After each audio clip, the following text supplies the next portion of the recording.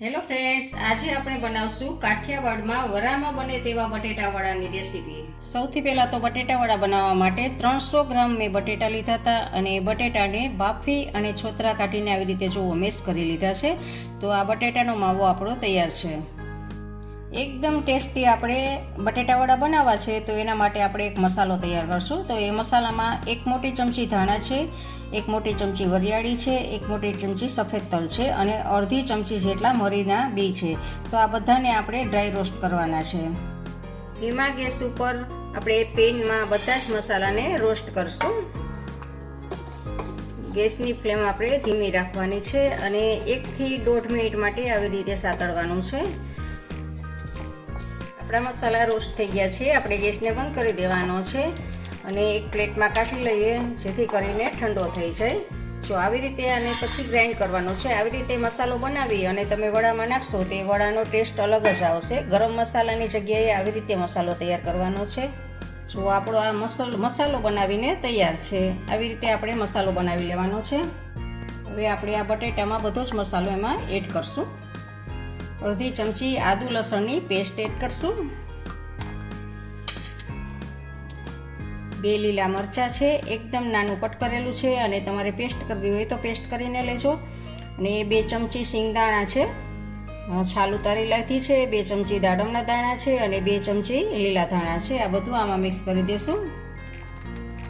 હવે સ્વાદ પ્રમાણે એમાં નિમક એડ કરશું અને 1 ચમચી જેટલી એમાં ખાંડ એડ કરશું અને અડધો લીંબુનો રસ એડ કરશું। હવે આ પૌવા છે, 2 ચમચી જેટલા પૌવાને પલાળી અને કોરા કરી લીધા છે, એ પૌવાને એમાં એડ કરશું। આના લીધે મસાલો છે એ ડ્રાય રહેશે, લાંબો સમય સુધી આપણા ભજીયા છે એ ક્રિસ્પી રહેશે પૌવા એડ કરવાથી। આ બધું હવે આપણે મિક્સ કરી દેવાનું છે।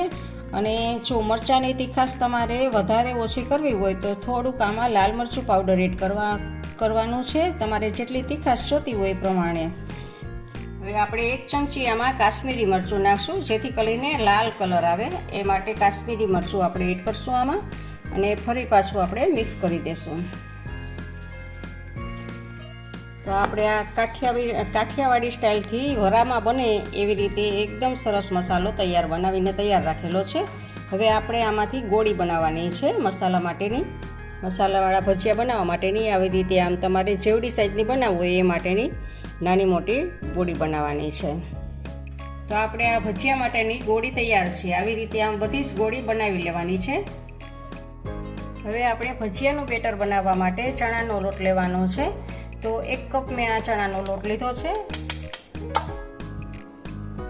અને એમાં સ્વાદ પ્રમાણે આપણે નિમક એડ કરવાનું છે, થોડી હળદર એડ કરશું જેથી કલર ભજીયાનો સારો આવે અને થોડીક હિંગ એડ કરશું, થોડો ખાવાનો સોડા એડ કરશું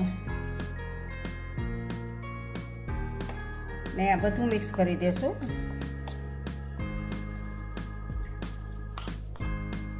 હવે તેમાં થોડું પાણી એડ કરતું જવાનું છે અને આપણે લોટને બાંધતું જવાનું છે। તો જો આવી રીતે તમને ચમચીની મદદથી ફાવે તો ચમચીની મદદથી અને નતર હાથની મદદથી પણ તમે કરી શકો છો, હાથેથી।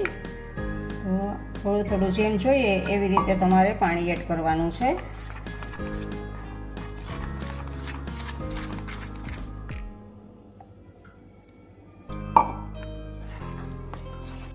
તો આપણું બેટર જુઓ બની ગયું છે અને આવી રીતે આટલું ચમચીની મદદથી તમે આવી રીતે પાડો તો આવું આપણે બેટર બનાવવાનું છે। તો આપણું આ બેટર તૈયાર છે। હવે આપણે ગેસ ઉપર એક પેનમાં તેલ લીધેલું છે અને તેલ આપણું ગરમ થઈ ગયું છે। તો વડા પાડવા માટે આપણે બેટરમાં જો આવી રીતે આમ વડા નાખેલા છે, ગોળી નાખેલી છે અને જો એને આવી રીતે આમ બધી બાજુ કોટ કરી લેવાનું છે અને પછી આપણે તેલમાં આવી રીતે આમ ફ્રાય કરશું। રીતે બધા જ વડા આવી રીતે આમ કોટ કરી અને તેલમાં ડુબાડતા જવાના છે। તો જુઓ આપણા વડા એકદમ સરસ ઉપર આવી ગયા છે અને આને હજી આપણે ફ્રાય કરવાના છે। આવી રીતે આપણા વડા બની ગયા છે તો એને આવી રીતે એક જારામાં કાઢતા જવાના છે એટલે બધું જ વધારાનું તેલ નીકળી જશે।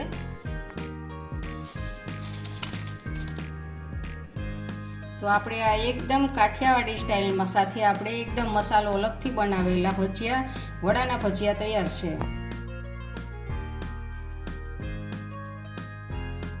તમને આ રેસીપી ગમી હોય તો લાઈક અને શેર કરજો અને નવી નવી રેસીપી જોવા માટે આ ચેનલને સબસ્ક્રાઈબ કરજો.